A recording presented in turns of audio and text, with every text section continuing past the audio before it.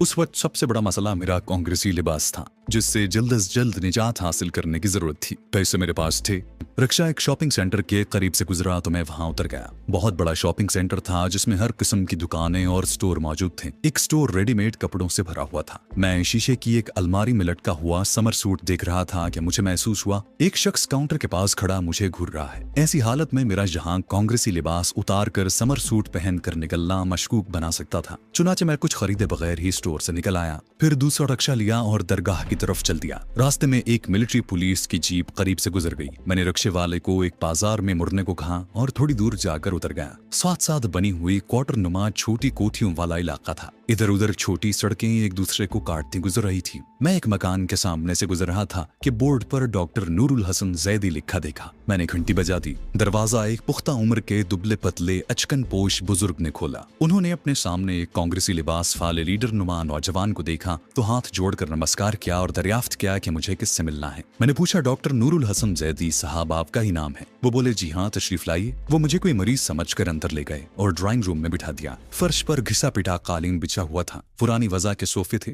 दीवार पर करबलाए मौल्ला की कते आवेज़ां थी। जैदी साहब मेरे सामने सोफे पर बैठ गए और बोले, मरीजों को मैं आम तौर पर सुबह 9 बजे के बाद दुकान पर ही देखता हूँ, लेकिन आप तशरीफ ले आए हैं तो फरमाइए मैं आपकी क्या खिदमत कर सकता हूँ। मैंने कहा, जैदी साहब मैं इस वक्त एक अजीब मुसीबत में मुब्तला हूँ। वो बोले, फरमाइए क्या आरिज़ा लाहक है। मैंने बड़े राजदाराना अंदाज में कहना शुरू किया, जैदी साहब मेरा नाम सज्जाद रिजवी है। मैं मशरक़ी पाकिस्तान से जान बचाकर यहाँ आया हूँ। वहाँ मेरा एक्सपोर्ट इम्पोर्ट का छोटा सा कारोबार था। मैं सियालकोट पाकिस्तान का रहने वाला हूँ। ढाका फॉल हुआ तो वहाँ कत्लेआम शुरू हो गया। मैं ढाका से चिटागोंग की तरफ फरार हो गया। कई माह भेस बदल कर जंगलों में फिरता रहा। फिर एक स्मगलर की मदद से भारत की सरहद पार करके कलकत्ते आ गया। यहाँ भारतीय पुलिस मेरे पीछे लग गई। मैं उनके चुंगल से फरार होकर दिल्ली आ गया। यहाँ डॉक्टर जैदी साहब को मेरी गुफ्तगू ने परेशान कर दिया। जल्दी से बोले, भाई साहब मैं आपकी कोई मदद नहीं कर सकता। यहाँ के मुसलमानों को पुलिस पहले ही शक की निगाह से देखती है। यहाँ अपने बाल बच्चों के साथ इज्जत की रोटी खा रहा हूँ। मैं किसी मुसीबत में नहीं पड़ना चाहता। इतना वादा करता हूँ कि मैं आपके बारे में किसी से बात नहीं करूंगा। मैंने कहा, जैदी साहब आप मेरे लिए इतना तो कर सकते हैं कि मुझे अपनी कोई पुरानी अचकन और कमीज पजामा ही दे दें।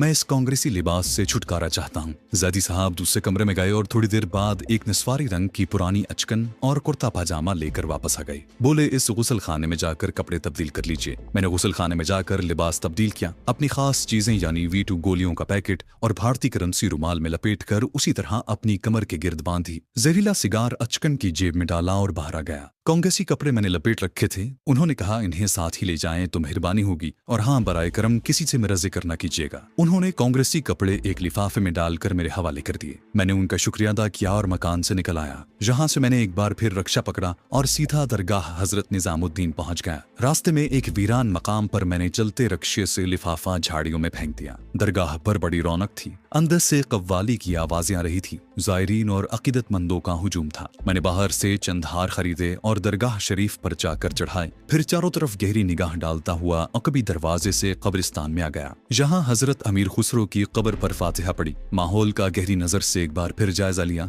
एक आदमी मिर्जा गालिब की कब्र पर फातिहा पढ़ रहा था। उसने मेरी तरफ घूर कर देखा। मैं ड्योड़ी में से गुजरकर वापस दरगाह में आ गया। उस आदमी पर मुझे शुबह हुआ कि वो CID का आदमी है। जहाँ कव्वाली हो रही थी, मैं भी दूसरे लोगों के साथ एक तरफ दीवार से लगकर बैठ गया। मेरी निगाहें कब्रिस्तान वाले दरवाजे पर लगी हुई थी। मुझे यकीन था कि अगर वो CID का आदमी है तो मेरे पीछे जरूर आएगा। 10 मिनट गुजर गए, वो शख्स ना आया। मैं वहां से निकल जाने के बारे में सोचने लगा। मेरा टारगेट जनूबी हिंद का सबसे बड़ा शहर मद्रास था, जहां से मुझे भारतीय एटमी प्लांट को उड़ाने के लिए मंडापम कैंप नामी शहर में जाना था। काफी लंबा रास्ता था। दोपहर हो चुकी थी, भूख लग रही थी। दरगाह शरीफ पर लंगर जारी था। वहां से मैंने नमकीन चावल खाए और गौर करने लगा कि यहाँ से नई दिल्ली पहुंचकर ट्रेन पकड़ूं या निजामुद्दीन स्टेशन पर चला जाऊं। खतरा तो दोनों जगहों पर था। मद्रास एक्सप्रेस मुझे दिल्ली रेलवे स्टेशन से ही मिल सकती थी और दिल्ली का रेलवे स्टेशन मुझे एक ऐसा मगरमच्छ लग रहा था जो मुंह फाड़े मुझे निगलने के लिए तैयार हो। आखिर मैंने फैसला किया कि निजामुद्दीन रेलवे स्टेशन से बंबई का रुख किया जाए। बंबई से पूना पहुंचूं और फिर मद्रास की तरफ निकल जाऊं।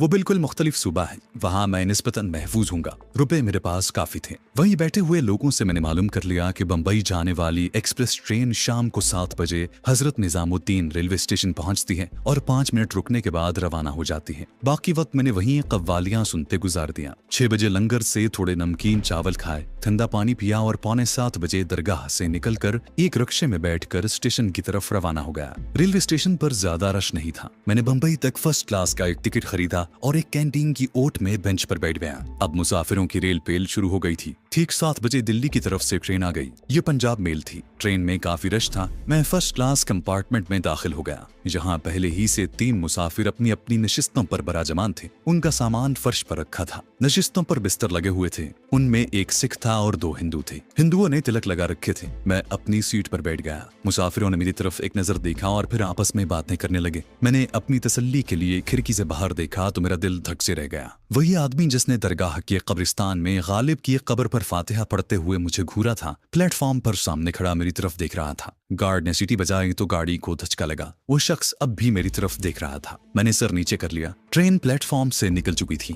मैंने सोचा अगर ये CID का आदमी है तो मेरे साथ ट्रेन पर सवार क्यों नहीं हुआ। हो सकता है उसने यहीं से अगले स्टेशन पर खबर कर दी हो कि मैं फुला कंपार्टमेंट में सवार हूँ। इस ख्याल ने मुझे परेशान कर दिया। सिख मुसाफिर मुझसे पूछ रहा था कि मैं कहाँ जा रहा हूँ। मैंने उसे कोई जवाब न दिया। वो फिर बोला, भाई साहब मैं पूछ रहा हूँ कि कहाँ जाओगे। मेरे मुंह से निकल गया भोपाल। ट्रेन ने स्टेशन से निकलते ही रफ्तार पकड़ ली। फरीदाबाद का स्टेशन आया और गुजर गया। ट्रेन अपनी अगली मंजिल की तरफ उड़ी जा रही थी। आगे मित्रा शहर था। शाम का छिटपटा रात के अंधेरे में घुल मिल गया था। पंजाब मेल मित्रा के रेलवे स्टेशन में दाखिल हुई। मैंने खिड़की से सर निकाल कर देखा तो प्लेटफॉर्म की रोशनियों में मिलिट्री पुलिस के ऊंचे तुर्रों वाले सिपाही नजर आए। मैं डिब्बे के उस दरवाजे पर खड़ा हो गया जो रेलवे लाइन की तरफ खुलता था। ट्रेन अभी रुकी नहीं थी कि मैं नीचे उतर गया। डिब्बे आगे गुजरते गए। 3rd क्लास वाले डिब्बे ट्रेन की सबसे पिछली बोगी में थे। मैंने अंधेरे का फायदा उठाते हुए अचकन की जेब से जहरीला सिगार और टिकट निकाल कर कुर्ते की जेब में डाला और अचकन दूसरी तरफ रेलवे लाइनों में फेंक दी। जो ही 3rd क्लास का डिब्बा मेरे करीब से गुजरा,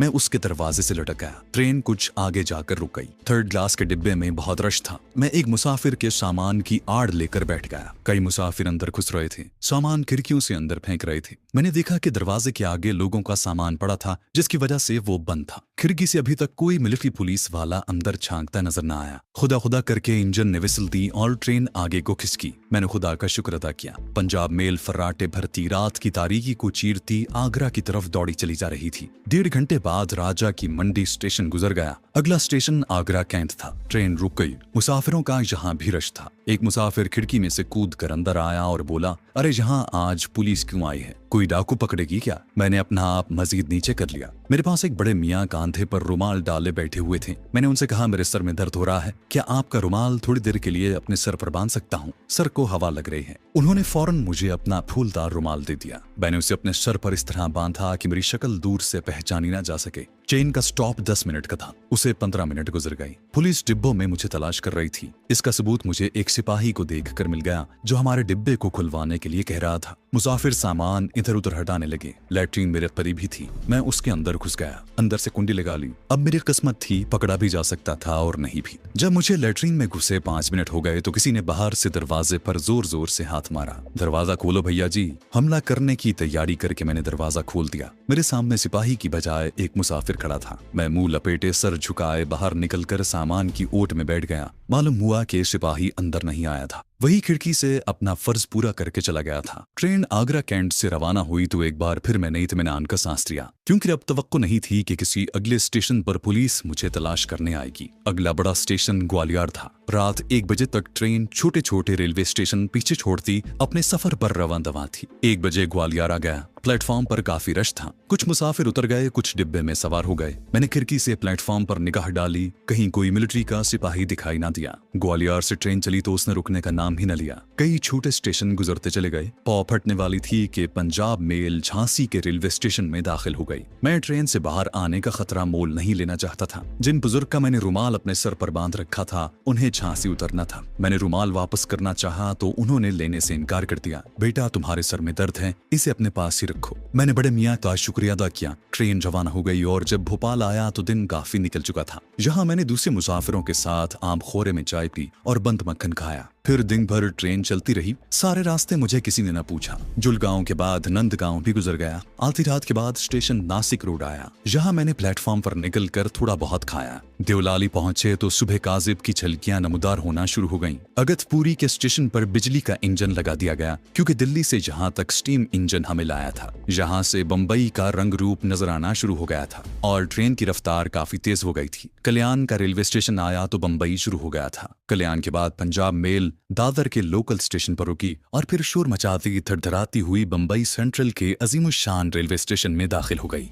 प्लेटफॉर्म पर उतरने की बजाय मैं दूसरी तरफ रेलवे लाइन पर उतर गया और यार्ड की दूसरी पटरियों से गुजरता हुआ दूसरे प्लेटफॉर्म पर चढ़ गया। प्लेटफॉर्म की घड़ी दिन के 8 बजा रही थी। आसमान बादलों से ढका हुआ था और लगता था कि बूंदाबांदी हो चुकी है। मैं एक जगह दूसरे मुसाफिरों के साथ बेंच के किनारे पर बैठकर माहौल का जायजा लेने लगा, जहां मिलिट्री पुलिस का कोई आदमी मौजूद नहीं था। मैंने स्टॉल पर चाय पी और बुक स्टॉल से टाइम टेबल खरीदा। अंग्रेजी अखबार पर निगाह डाली। वहां ना तो कहीं मेरी खबर छपी थी और ना ही कोई तस्वीर छपी थी। मैं दूसरे मुसाफिरों के रेले में शामिल होकर सीढ़ियों वाले पुल की तरफ बढ़ा। पुल उबूर करके बड़े प्लेटफॉर्म पर आया और दूसरे मुसाफिरों के साथ स्टेशन से बाहर आ गया। मुख्तलिफ किस्म के लोगों ने मुझे घेर लिया। इनमें कोई होटल वाला था, कोई टैक्सी वाला और कोई विक्टोरिया यानी बग्घी वाला। मैं एक मुसलमान लड़के के साथ विक्टोरिया में बैठकर भिंडी बाजार के बगदादी होटल में आ गया। मामूली किस्म का कमरा लिया। एक बेड और पुरानी सिंघार मेज कोने में रखी थी। चाय मंगवाई और फिर टाइम टेबल खोलकर बंबई से मद्रास जाने वाली ट्रेनों का जायजा लेने लगा। एक ही ट्रेन मेरे लिए मौजूद थी जो रात के 10 बजे बंबई से रवाना होकर अगली रात के पिछले पहर मद्रास पहुंचती थी। बहुत तवील सफर था। मेरे पास भारतीय करेंसी में सिर्फ 1000 रुपए रह गए थे।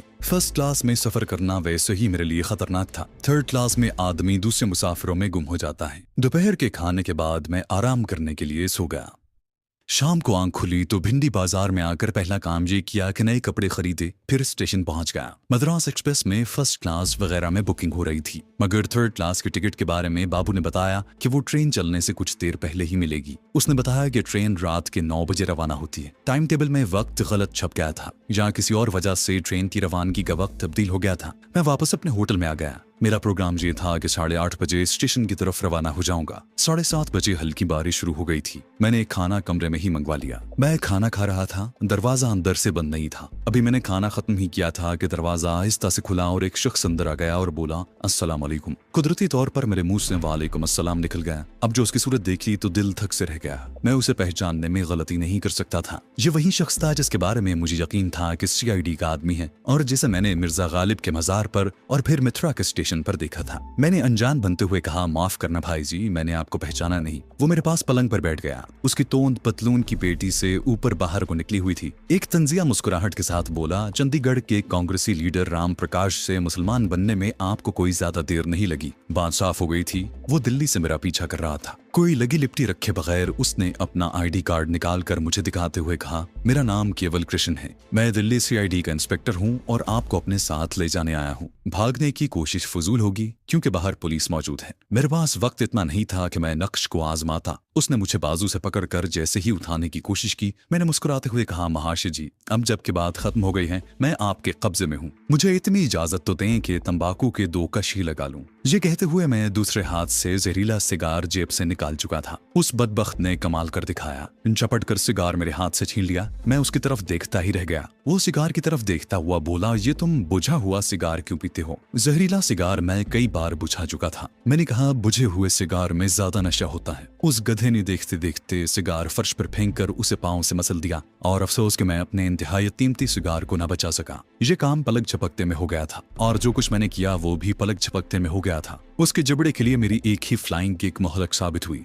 वो पलट कर गिरा। उसकी खोपड़ी का पिछला हिस्सा सिंगार मेज के किनारे से टकराया। मैं उछलकर दोनों पैरों से उसके हलक पर गिरा तो उसकी गर्दन ढलक गई और खोपड़ी के पिछले हिस्से से खून उबल कर बहने लगा। मैंने अपने कीमती सिगार को आखिरी बार देखा। वो रेजा रेजा हो चुका था और मेरे लिए बिल्कुल बेकार था। ये बहुत बड़ा नुकसान था, लेकिन अब मुझे वहां से हर हालत में भाग जाना था। मैं होटल की सीढ़ी चढ़कर छत पर पहुंच गया। मैंने मुंडेर की ओर से नीचे देखा। वाकई नीचे पुलिस की एक जीप खड़ी थी। एक थानेदार जीप के करीब बेचैनी से टहल रहा था। उसका पिस्तौल बेल्ट में लगा हुआ था। छत से एक सीवरेज पाइप दूसरी बिल्डिंग तक जाता था। मैं उस पाइप के सहारे दूसरी इमारत की छत पर उतर गया। ये एक 2 मंजिला इमारत थी। अंधेरा बढ़ रहा था। बिल्डिंग के फ्लैटों में रोशनियां हो रही थी, लेकिन जहां मैं था वहां रोशनी नहीं थी। मैंने दूसरी तरफ से नीचे झांका तो नीचे गली तो थी, मगर बिजली के तार भी फैले हुए थे। गली में छलांग लगाना मौत को गले लगाने के मुतरादिफ था। हल्की हल्की फुहार पड़ने लगी। गली 15 फुट चौड़ी थी, उसे छलांग लगाकर पार नहीं कर सकता था। जुनूब की तरफ नीचे दूसरे मकान की छत ढलानी थी। उस छत से जहां मैं मौजूद था ढलानी छत कोई 12-13 फुट नीचे होगी। मैंने पांव दूसरी तरफ लटका दिया और फिर हाथ छोड़कर ढलवान पर छलांग लगा दी और गिरते ही नीचे खिसकने लगा।